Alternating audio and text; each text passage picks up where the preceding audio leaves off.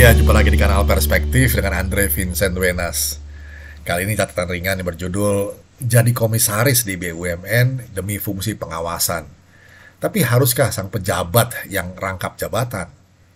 Begini, dalam operasional sebuah korporasi itu kan bisa dibuat indikator atau tolok ukur kesuksesan kinerjanya.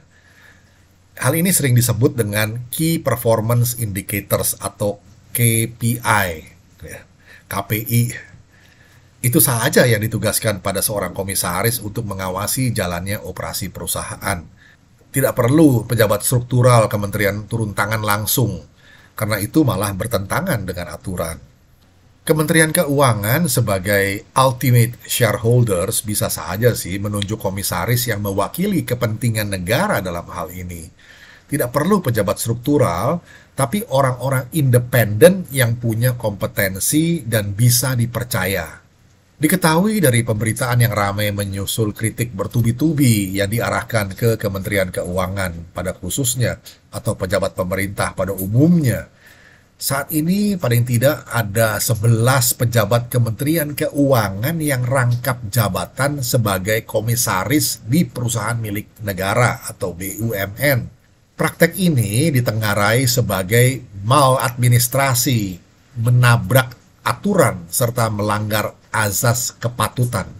Kalau kita mengacu pada Undang-Undang Nomor 25 Tahun 2009 tentang pelayanan publik, pada pasal 17A disebutkan bahwa pelaksana pelayanan publik dilarang merangkap jabatan sebagai komisaris atau pengurus organisasi usaha bagi pelaksana yang berasal dari lingkungan instansi pemerintah, badan usaha milik negara, dan badan usaha milik daerah. Ini kan jelas, atau cukup jelas lah aturannya. Demikian juga dalam Undang-Undang BUMN di pasal 6 yang menyebutkan bahwa pengawasan BUMN salah satunya dilakukan oleh komisaris. Namun tidak secara spesifik menyebutkan bahwa pejabat struktural sebagai shareholder yang harus jadi komisaris dalam rangka pengawasannya. Jabatan komisaris sebagai pejabat struktural lebih terkesan ya bagi-bagi jabatan. Sama sekali tidak ada urgensinya. Fungsi pengawasan cuma jargon kosong.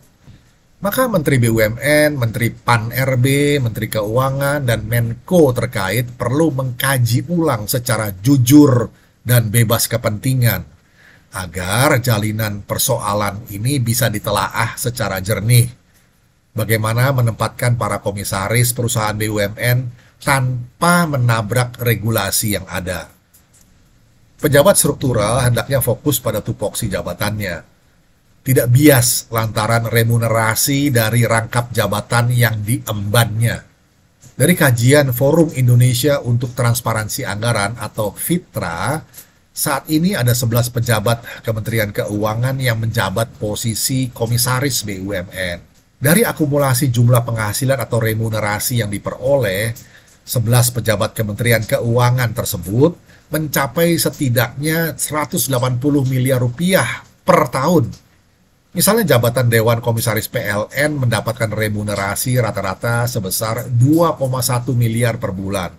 Dewan Komisaris Pertamina bisa mendapatkan remunerasi 2,8 miliar, di Telkom sebesar 1,8 miliar, di PT SMI sebesar 2,8 miliar, di BNI sebesar 1 miliar, dan Dewan Komisaris Bank Mandiri sebesar 1,7 miliar per bulan.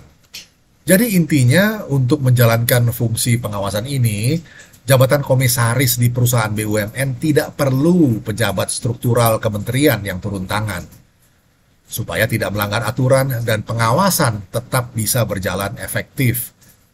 Yang penting orang itu kompeten dan bisa dipercaya mewakili kepentingan negara sebagai ultimate shareholder. Kiranya bisa menjadi perspektif, kita jumpa lagi di session berikutnya. Terima kasih.